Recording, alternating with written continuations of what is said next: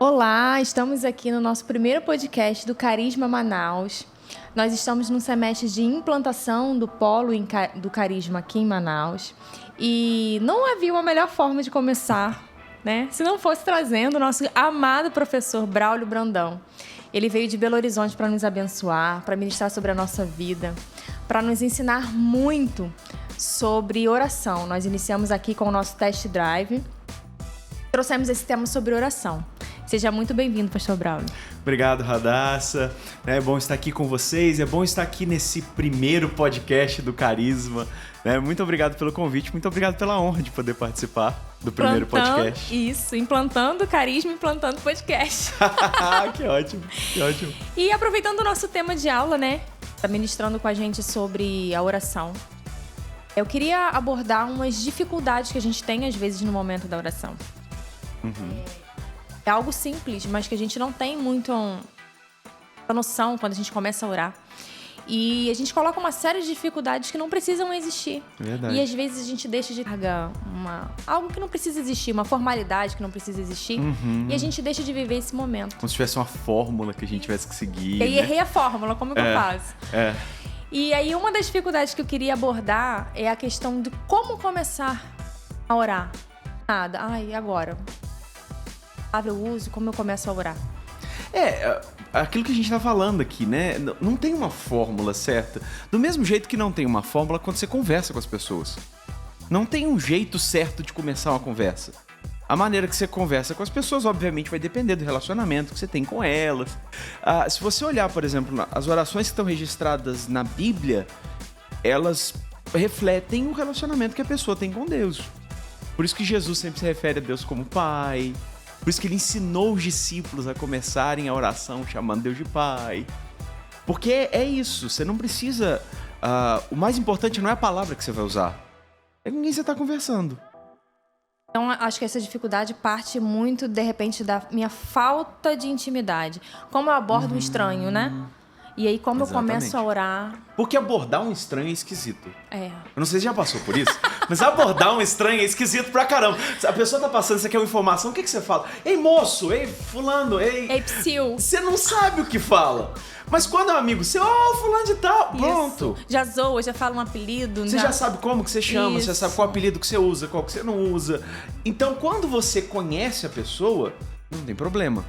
Então, na verdade, você tentar uma fórmula para resolver o problema de como começa a oração é tratar o sintoma e não a causa. Se você tá com dificuldade de começar a oração, é porque tem algum problema no relacionamento. Então, se você entende qual é o seu relacionamento com Deus... Estranho, né? Exato. Eu acredito assim que... É isso.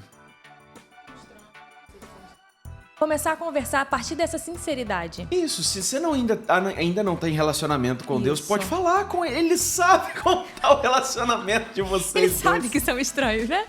Precisa fingir, forçar uma intimidade que não existe. É uma das coisas que a gente conversava na aula do Carisma. Você, inclusive, né? Se você ainda não faz parte do Carisma, venha. As matrículas ainda estão abertas. Isso.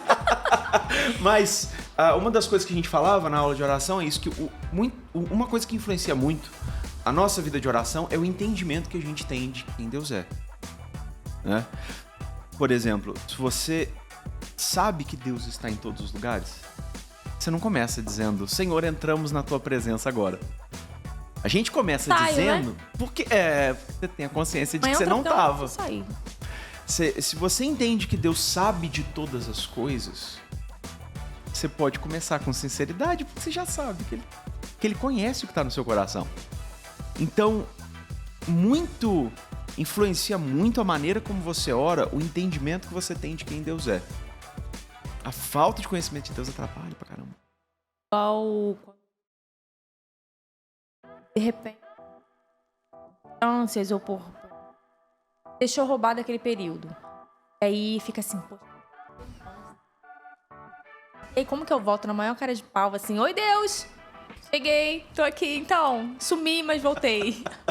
Isso é interessantíssimo, que tem muita gente que acha que assim, sei lá, não, eu tava em pecado, eu tava cometendo um pecado agora há pouco, acabei de chegar bêbado em casa, acabei de voltar de uma noitada, qualquer coisa assim, eu não posso orar agora. se eu estiver orando agora, eu vou estar sendo hipócrita. Não. Quanto mais rápido você voltar e confessar o pecado, melhor. Quanto mais tempo você deixar passar longe de Deus, pior a coisa fica. Então volta do jeito que tá. Depois assim, conserta. E pra quem tem filho, né? Pai, mãe. Fala muito forte comigo, porque quando meu filho ele faz uma arte, ele comete um erro, ainda que eu já tenha alertado, ainda que ele saiba que não é para aquele caminho, não é aquilo.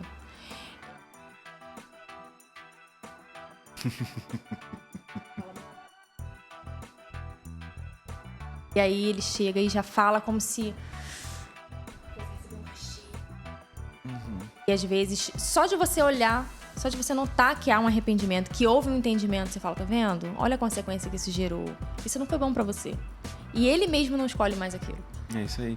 E com Deus a gente não pode ter uma visão diferente. Então a gente tem que olhar...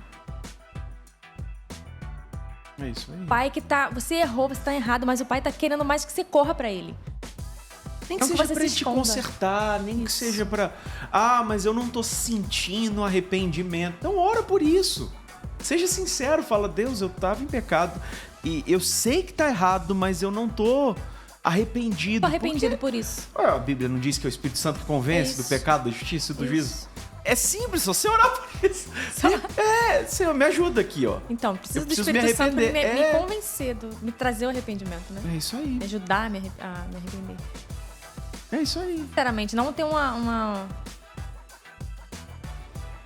É porque a gente fala isso muito na igreja, cara. Mas na prática a gente acaba continua fazendo isso. Que é aquele negócio assim, a pessoa sente que ela tem que se consertar primeiro, pra depois ela orar. Sim. E a minha pergunta é assim, você vai se consertar com o quê? Só com a força da sua própria carne? Não faz sentido. Nunca vai se consertar e nunca vai voltar a orar. A gente mortifica a carne com a força do Espírito Santo, né? Romanos 8. A gente, pelo Espírito, Romanos 8:13, pelo Espírito a gente faz morrer os atos do corpo. Gálatas 5:16, é andando no Espírito que a gente não satisfaz a carne. Então, não adianta você tentar forçar com a própria carne, dizer não pra carne. Não faz muito sentido. Eu não estou sentindo vontade de orar. Ora, porque eu não sinto vontade de orar. Mas você vai pro trabalho, você conversa com seu chefe, porque você... Conversa com seus colegas de trabalho, porque você tem que se relacionar. É isso aí. Vai pra qualquer lugar. Comunicar. Porque que quando é com Deus, uma conversa com Deus, entra muito essa questão do eu não sinto vontade. Essa é uma outra coisa interessante. Porque é o outro lado da moeda dessa questão da sinceridade que a gente tá falando. Porque as pessoas justamente acham isso. E se eu não estou sentindo vontade de orar, a minha oração não vai ser sincera. Eu não vou estar fazendo certo. Que é hipocrisia. Se eu não sinto vontade de orar, eu estou sendo hipócrita. E eu orar sem vontade, eu estou sendo hipócrita, né? É porque a gente não consegue perceber a diferença entre disciplina e hipocrisia. A gente fala muito sobre sinceridade, mas a gente tem um problema na igreja, pelo menos de alguns anos pra cá, porque assim, sei lá, até antes de 15, 20 anos atrás, né? Pelo menos na tradição evangélica brasileira, a gente era muito racional, né? Eles eram muito tradicionais. Tudo era muito na base da razão, do entendimento. Aí, desde que começou aquele movimento de adoração, 15, 20 anos atrás, a gente começou a entender que as emoções podem fazer parte do relacionamento com Deus. Só que a gente levou isso pro extremo muito Só grande. Emoção. Que a gente virou... Eu preciso sentir, tudo eu preciso arrepiar. Muito emocional. Então, se eu não sinto vontade de fazer, eu não vou fazer. E aí a gente acaba virando cristãos muito... A gente fala de almáticos, né?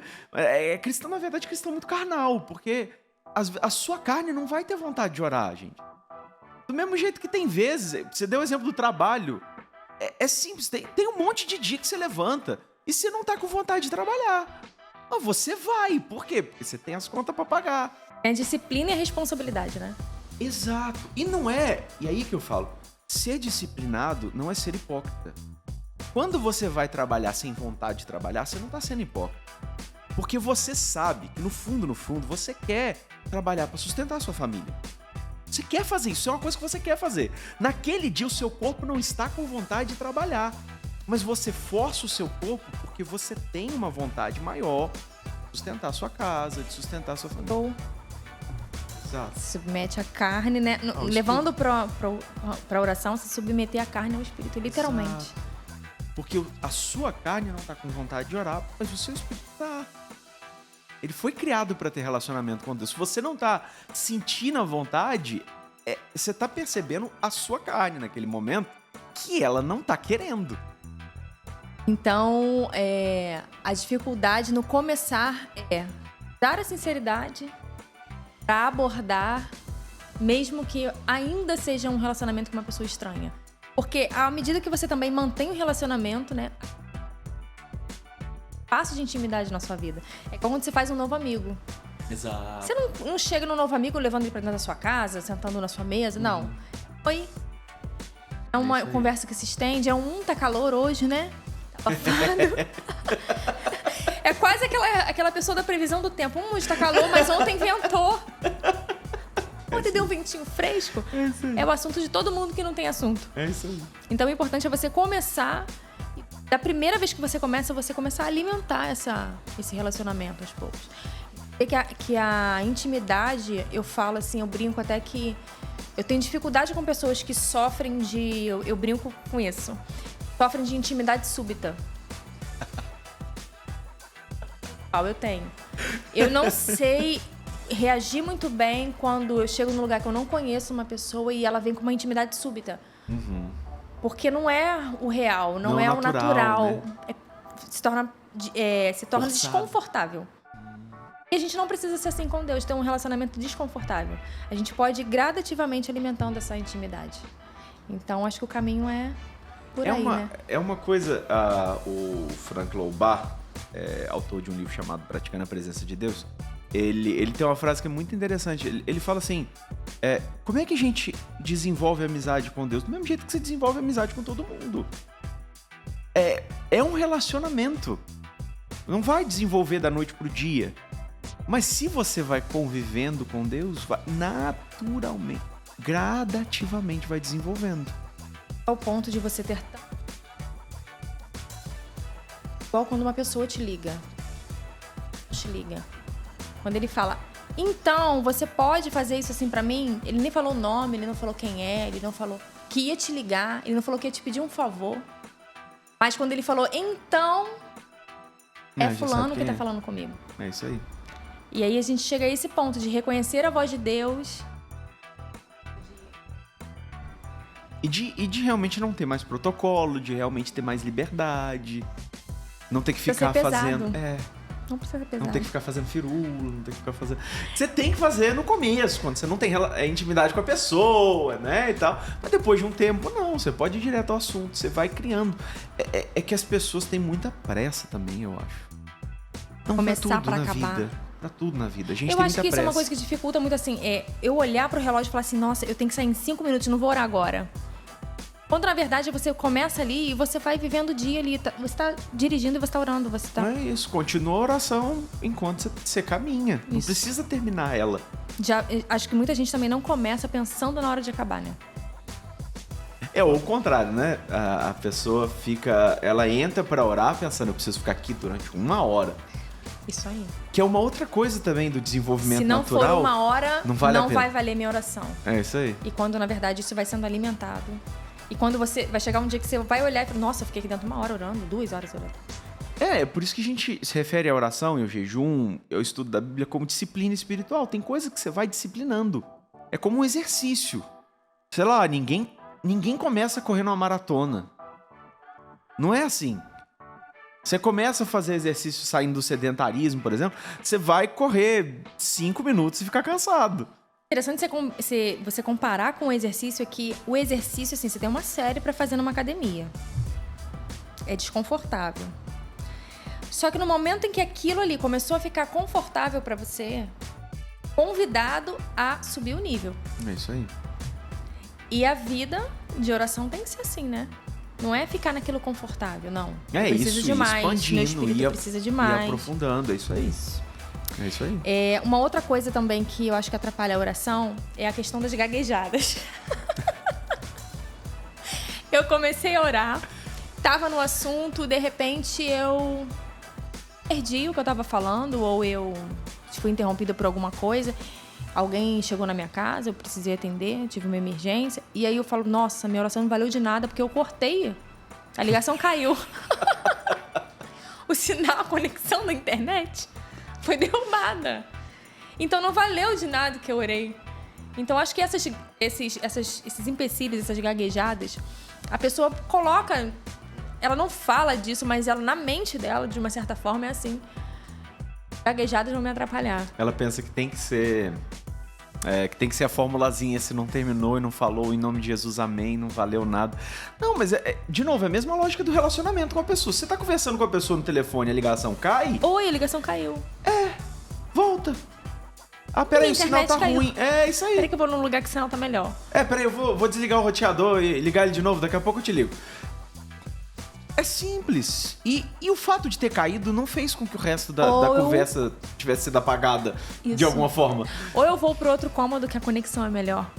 Não tá ruim aqui, mas eu vou pra onde eu posso ter uma conexão melhor.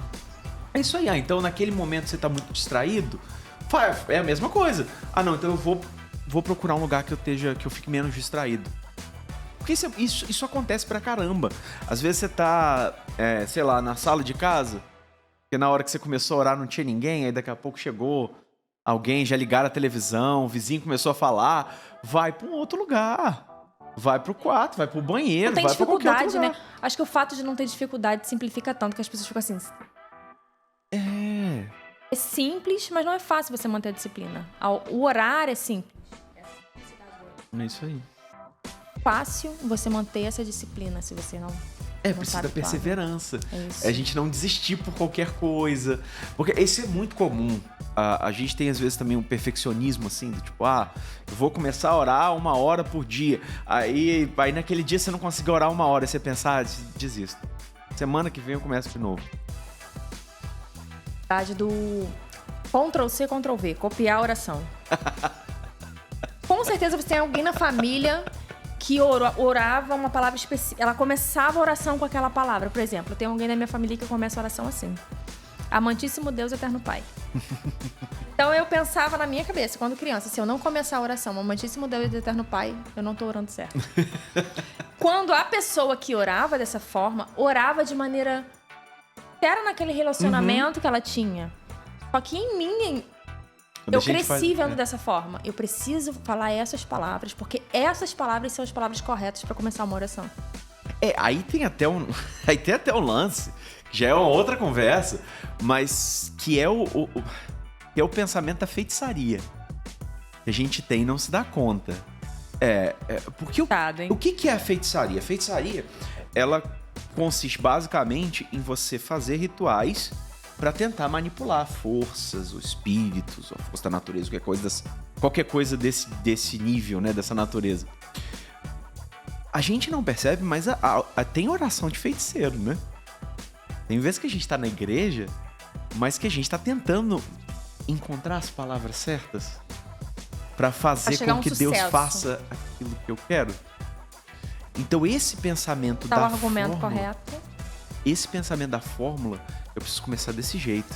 Eu preciso falar essas palavras. Precisa ser assim. Ele é um pouco do pensamento da feitiçaria. Não é o do relacionamento. Porque quando você conversa com a pessoa... Às vezes a pessoa faz por ter aprendido. Exato. Às vezes a pessoa faz sem pensar nisso. Mas é porque a nossa cultura tem um pouco disso. Dessa questão de tentar manipular Deus, porque se eu fizer o jejum 2 vezes por semana, se eu fizer a campanha de 7 semanas, se eu subir no monte, e a gente não percebe que todas essas coisas podem ser feitas por disciplina, com sinceridade, por amor a Deus, mas pode ser feita para tentar.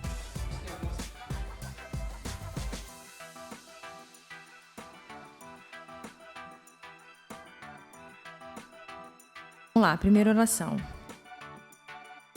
Olá, Dácia. Tenho grande dificuldade em conseguir orar mais de 10 minutos. Como posso fazer para conseguir orar mais tempo no meu dia a dia? Essa é uma excelente pergunta. Bom, tem 2 formas de responder isso. A primeira é...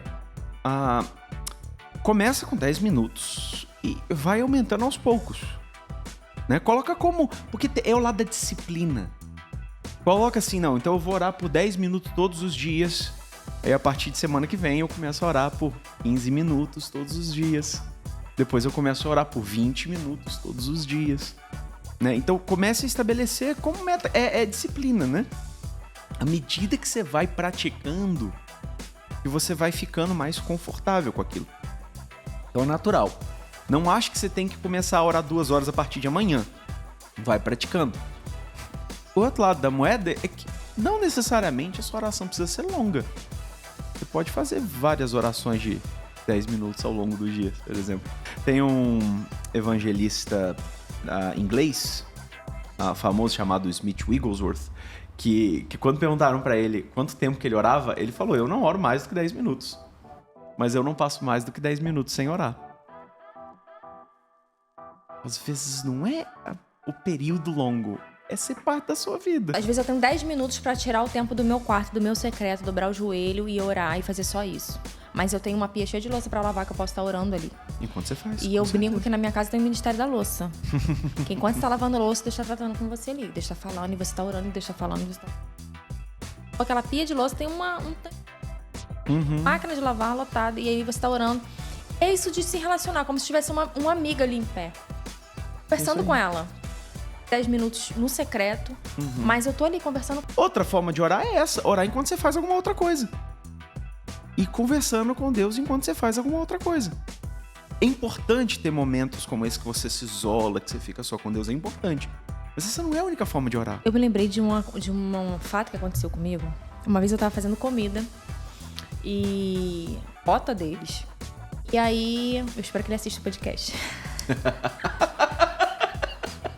Eu contei isso pra ele no dia que aconteceu, eu não sei se ele vai lembrar. E eu tava fazendo comida num dia comum, uma quarta-feira, um dia de levar filho na escola, correria normal. E eu ali orando e falando com Deus, fazendo a comida. Nitidamente. Passa mais arroz. E seu irmão vem almoçar. E falou o nome do meu irmão que vinha almoçar. E o meu irmão, esse irmão que o Espírito Santo falou, ele come muito arroz. Ele tem uma coisa com arroz. E aí eu olhei a quantidade de arroz de novo e eu pensei assim, dá pra 3 pessoas.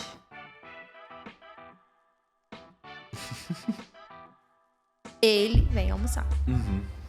E aí eu falei, bom, eu vou fazer mais arroz. E fiz o arroz.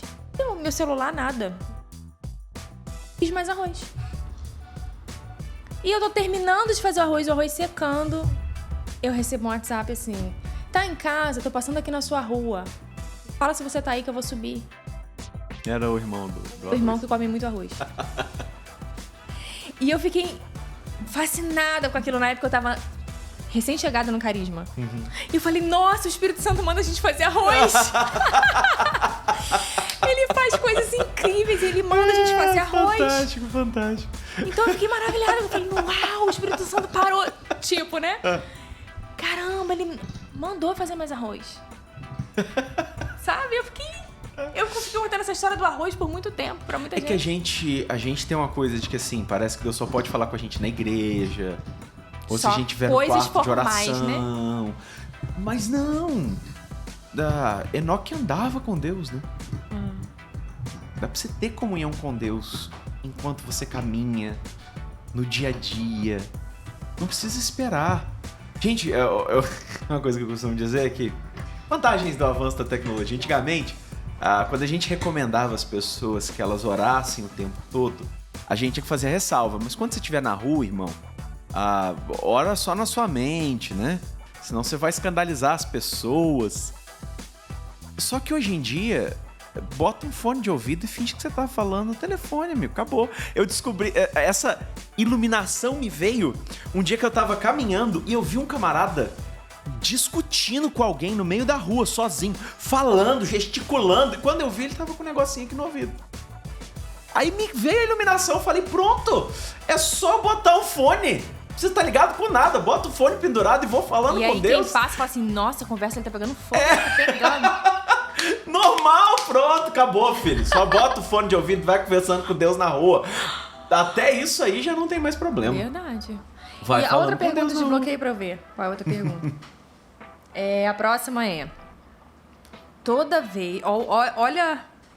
Toda vez que eu oro, sinto que o Espírito Santo não me ouve. Ou que não me conecto tanto. Diferentemente de quando estou na igreja. Ou seja, quando oro na igreja, um ambiente consegue sentir e conectar de uma forma, né? Como posso fazer para me sentir mais... para sentir mais o Espírito Santo de minhas orações? Então, primeiro que não precisa sentir, né? Foi aquilo que a gente falou. Não precisa sentir coisa nenhuma, não precisa sentir o tempo todo. Não precisa. E segundo, que é diferente na igreja de estar sozinho. É natural que seja assim. Né? A gente falava disso em uma outra aula do Carisma, que quando tem mais irmãos, tá mais cheio do Espírito Santo. Há um derramar diferente, porque Deus quer que a gente tenha comunhão. E existe mesmo uma multiplicação da unção, existe algo mais poderoso quando há comunhão entre os irmãos. Então, de fato, nunca vai ser igual, né? Não vai ser igual, e não é pra ser igual. Não é que assim, vão acontecer momentos, podem acontecer momentos em que você tá no seu quarto e você tem a mesma intensidade que você teria na igreja. Podem acontecer, mas o natural é que na igreja seja diferente de em casa. Justamente porque tem o fator da união. E uma coisa não substitui a outra, né? Não invalida e não dá pra abrir mão. Perfeito. Porque é um complemento, né? Perfeito. E uma vez eu ouvi alguém falar que não se preocupe se você estiver orando e sentir que a sua oração não passou do telhado. Quem precisa ouvir sua oração não está... Perdão, vou refazer. Uma vez eu ouvi alguém falar sobre orar e sentir que a oração não passou do teto. E aí, a frase era: não se preocupe se a sua oração não passou do teto. Deus não está no telhado, Ele está dentro do quarto. É isso. E é basicamente isso. Quando você sentir não está subindo, Deus está aqui dentro. Deus está comigo aqui. Deus está me ouvindo aqui. E é essa mudança de entendimento que é importante. Você sente que o Espírito Santo não está te ouvindo. Ele está te ouvindo. A sua carne mente para você às vezes. A sua carne te fala coisas que não são reais. Por isso que a gente tem que aprender a viver pela fé. Não por aquilo que a gente sente. E aí tem umas brincadeiras que a gente só faz com quem a gente tem intimidade, né? Sim. E aí algo da minha intimidade agora que eu vou contar com o Espírito Santo. Porque eu fiz uma base, assim, básico de Libras. E aí, um momento no meu quarto eu tava orando e sentindo minha carne falando pra mim que o Espírito não estava me ouvindo. E eu falei assim, se ele não estiver me ouvindo, eu vou começar a falar em Libras. Porque se ele não estiver me ouvindo, língua de sinais ele sabe. Ótimo. E aí, uma brincadeira interna, assim, que num momento realmente que... Na hora que carne mente pra gente, a gente... Não, ele não tá te ouvindo, não adianta que ele não tá te ouvindo. Sua oração tá solta no eco, no vão. E eu me lembro disso, assim, de um momento no meu quarto, eu falei, se o Espírito Santo não estiver me ouvindo, eu vou orar em Libras. De alguma forma ele vai me entender. E ali, até essa tristeza que eu tava sentindo foi embora, porque eu comecei a rir. E eu falei, Espírito Santo, não é falta de respeito, sabe, né? Você me conhece, a gente se conversa, a gente se fala. E é isso, né? A importância de você também desenvolver essa intimidade. Eu cheguei nesse ponto. De falar, se você não estiver me ouvindo, eu vou falar em... Mas é isso, a gente vai do entendimento. A gente tem que entender que, assim, sentindo ou não sentindo, Deus está ouvindo. Porque Ele é onisciente, onipresente. Ele tá aqui, Ele tá ouvindo. Não tem como Deus não ouvir uma coisa que você fala. Ele tá ouvindo todos a todo momento. Então, o entendimento que a gente tem de Deus e o relacionamento que a gente tem com Ele reflete na oração. Aí eu contei essa experiência do Libras, porque é um tipo de coisa que se eu falasse, se eu, né, colocasse sua exposição há uns anos atrás, nossa, que falta de respeito você falar assim com o Espírito. Tem muita falta gente de temor. Então foi um relacionamento construído ao longo de tanto tempo que eu falei, não, mas se meu Espírito Santo não estiver me ouvindo, vai ser assim. E ele não precisa me responder, porque eu sei que ele tá me ouvindo. Entendeu? Às vezes a pessoa vai te escutar e vai ficar calada. Não vai expor nada, não vai falar nada. Quando a gente conversa com as pessoas, nem sempre a pessoa tá falando. Não precisa estar falando o tempo todo. É uma coisa simples, mas às vezes você ter comunhão com Deus não precisa estar falando. O exemplo que eu sempre dou é assim, quando você está assistindo filme com uma pessoa, você tá tendo comunhão com ela. Eu espero que você não esteja falando o tempo todo. Porque tem momento que não é bom. Pelo amor de Deus, não. Mas o fato da pessoa não estar falando com você naquele momento não significa que aquele momento não é um momento de comunhão. Então, o fato de Deus não estar falando com você o tempo todo não significa que Ele não está te ouvindo. Não significa que você não está tendo comunhão com Ele. Então vai disso, vai do entendimento de quem Deus é e do relacionamento que você tem com Ele. Eu tô imaginando a repercussão que vai ter esse negócio de tu falar em Libras com o Espírito Santo. Eu tô preocupada. Vai virar uma figurinha no WhatsApp.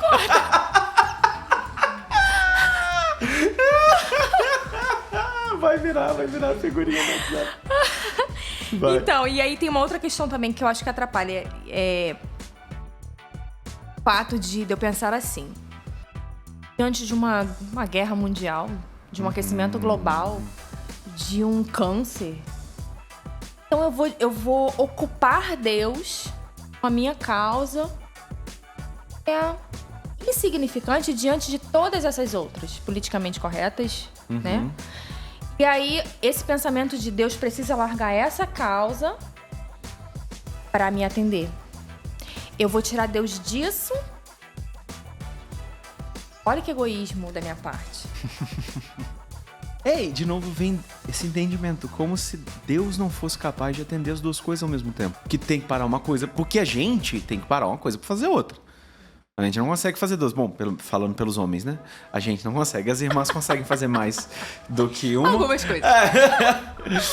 Então, mas é natural. A gente tem um limite de coisas que a gente consegue fazer ao mesmo tempo. Sim.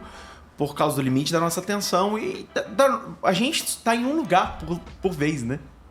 Por mais que você esteja fazendo mais de uma coisa, você está num lugar. Sim. Você não tem como sair de onde você tem que sair de onde você está para ir pro outro. Deus é onipresente, Ele está em todos os lugares. O Deus que está com você aí, agora onde você está assistindo a gente, ouvindo a gente, o Deus é o mesmo Deus que está lá na Ucrânia, que está lá no Afeganistão, que está lá no alto da favela. É o mesmo Deus. Ele está em todos os lugares. Ele não tem que deixar de cuidar de uma coisa. Ele não precisa largar isso para vir me atender, né? Ele não tem que deixar de cuidar. Ele consegue. Mas é algo que a gente, sem perceber, a gente coloca na mente e vai. E o que eu acho mais curioso é que a gente fala disso, mas essas pessoas que falam isso raramente oram pela outra coisa também. Verdade. Como se a oração eu tivesse que escolher. Não, então pra eu falar dessa coisa aqui, eu não posso falar da outra. Por que não, crente? Entendeu? Apresenta o problema que você tá tendo de pagar a conta desse mês e ora pelo pessoal na Ucrânia também. Você pode fazer as duas coisas ao mesmo tempo. Você pode orar por uma coisa e pela outra. Isso. Porque Deus pode atender a sua situação e continuar cuidando das outras. Verdade. Uma oração não exclui a outra. Né? Não menospreza a importância de uma... É uma coisa... É até forte a situação que eu vou citar aqui em particular, mas a gente não percebe, mas é um pouco de hipocrisia isso.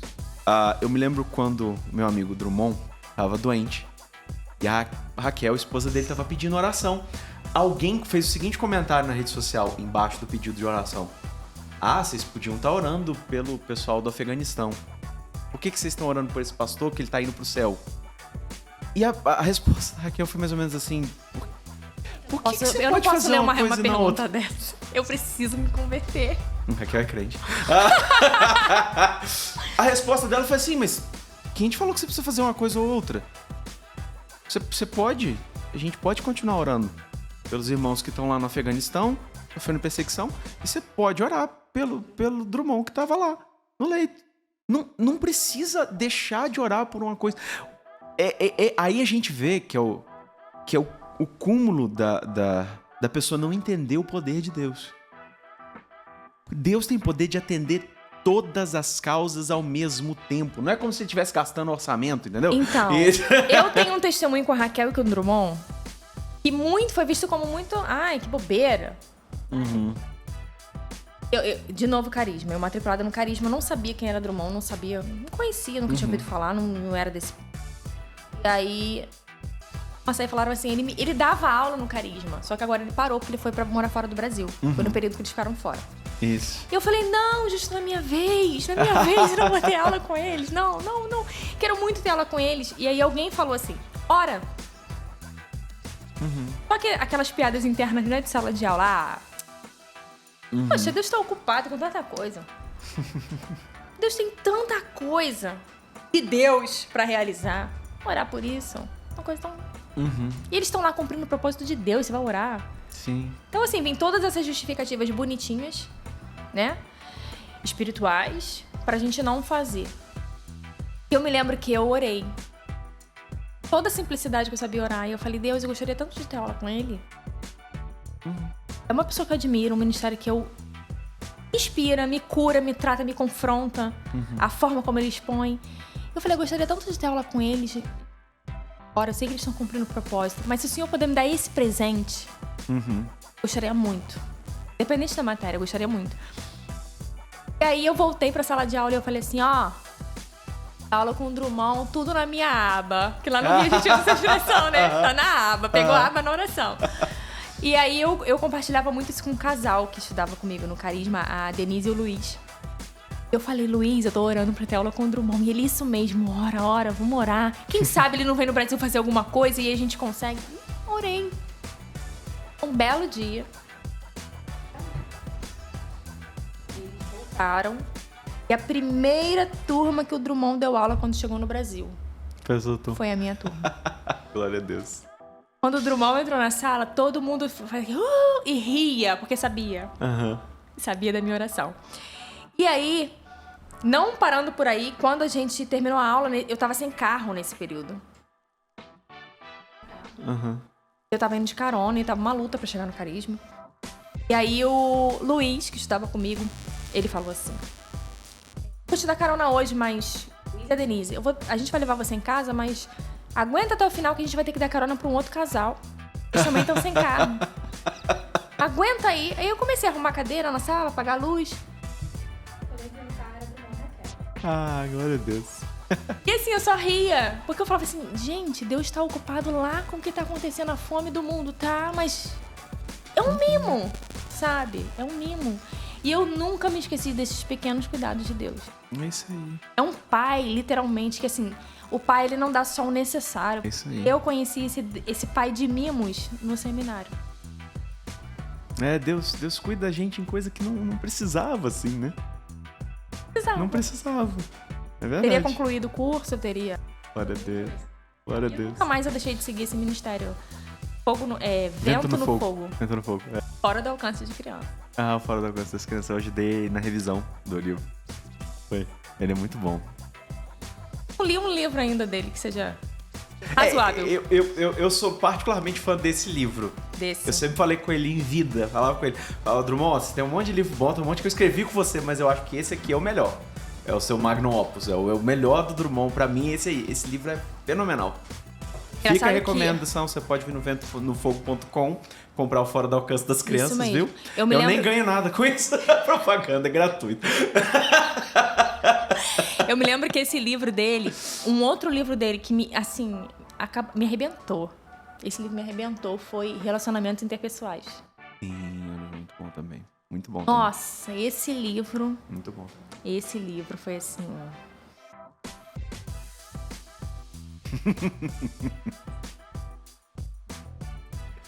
As aulas do Carisma que a gente brincava, que falava assim, o professor podia fazer o apelo. Eu ia ir pra frente. Então, eu ia fazer o apelo nessa aula? Quem foi assim no mês passado? Que a gente tá descobrindo cada coisa. E na verdade, assim, pra gente encerrar, né? A gente falou de tudo que dificulta. Com breve palavras, eu queria que você resumisse, assim, como orar da maneira correta e o que, na verdade, é a oração, sem essas formalidades. A gente acabou que falou um pouco disso enquanto a gente conversava, né? Mas a oração é o relacionamento com Deus. Conversar com Deus. Então, como que você melhora na vida de oração? Pegando de novo a frase do Frank Loback, eu citei mais cedo, do mesmo jeito que você melhora no relacionamento com qualquer pessoa. intensificando o relacionamento, com a convivência. Você melhora. Isso vale pra tudo. E é engraçado, porque a gente acha que as coisas espirituais funcionam com outras leis. A gente esquece que o Deus com quem a gente está se relacionando é o Deus que criou as leis do universo. Então tem muita coisa que funciona do mesmo jeito. Como é que você fica bom como músico? Tocando. Praticando. Como é que você vai ficar bom em escrita? Escrevendo. Como é que você vai ficar bom em oração? Orando, crente. Simples assim, se relacionando. Como é que você desenvolve uma amizade com uma pessoa? Conversando com ela, saindo junto com ela, fazendo coisas. É isso. Você quer ter um relacionamento com Deus? Gaste mais tempo com Ele, vá orando. Saiba que não é da noite pro dia, você não precisa forçar a intimidade, né? Com Deus. Súbita. Não precisa ter intimidade súbita com Deus, você pode se relacionando naturalmente. Mas é isso. A maneira de se desenvolver na oração é orando. Existem princípios que podem te ajudar na sua vida de oração? Existem. A Bíblia está cheia deles. Né? Se você estiver curioso, venha fazer o carisma. Tem uma disciplina para te ensinar sobre isso. Né? Então, existem princípios bíblicos, mas de forma bem geral, para melhorar na oração, é orando. É a prática, é a questão principal. Carisma. Aqui, quando a gente começou a implantação do carisma, a gente não bolou vamos ver qual vai ser a primeira matéria, não. Tá com a matéria X porque test drive, não. É a matéria que o Senhor tem para esse pessoal que vai estar. E aí aconteceu de ser a oração. E eu nunca vou esquecer. Era a aula, o momento do intervalo da aula. Semblante que eu vi. Ao mesmo tempo que tinha muita gente chorando, e o choro sinaliza algumas coisas, mas ao mesmo tempo pode não sinalizar nada, apenas uma emoção. Mas você vê no semblante das pessoas, assim... Nossa. Meu Deus. E assim, de você conversar e a pessoa tá assim pra você. É por isso que a gente convida tanto pro test drive, né? Porque a gente não tem como colocar em palavras o que acontece dentro da sala de aula do carisma. Como pôr em palavras? Então a gente faz o test drive assim, ó, vem. Não adianta eu falar nada, vem. É gratuito, você faz o test drive, você vê. Vem pra essa atmosfera. E aí eu não esqueço o semblante dessas pessoas no intervalo da aula. Como elas saíram de lá. Meu Deus, eu quero esse relacionamento. E eu tava até falando com a Adonai. A mãe dele foi lá, né? Eu, né? Fiável. Sabia onde o filho dela tava se metendo. E quando ela chegou, ela passou. Quando ela saiu com um sorriso. A gente fala mordendo as orelhas. Um sorriso, um semblante. Abraçando e falando. E assim... É isso que a gente quer pra todo mundo. A gente quer contagiar todo mundo com isso. Com essa verdade que é simples. É simples. A primeira aula que você citou, a gente falou que Deus é Pai e que Ele é poderoso. É uma coisa simples. Simples. Mas é que às vezes a gente não coloca em prática a coisa que é simples. E aí, pra encerrar, eu queria que você encerrasse com o que os alunos intitularam como a frase de milhões. A frase de milhões, a frase que você falou na aula que ecoou, tá ecoando aí, Manaus. E as portas sempre estão abertas pros filhos. Estão abertas para são filhos. E é essa mensagem que a gente quer deixar pra vocês. Muito obrigada. E até a próxima. Muito obrigada, pastor Muito obrigado pelo convite. Até a próxima.